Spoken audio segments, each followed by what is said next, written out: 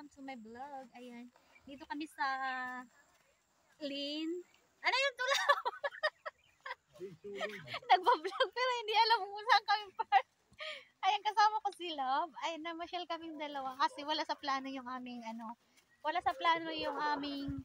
date. Kasi nga ay nag-part-time ako, hindi sinundo niya ako.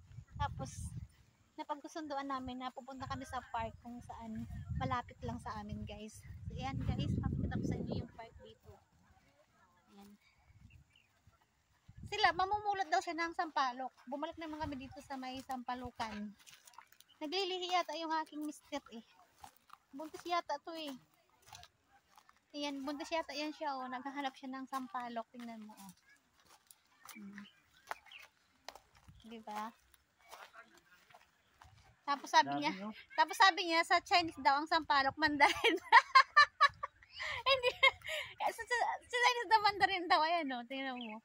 Hindi naman talaga Mandarin yan. Oh, gahanap yan siya. Hi. Hello.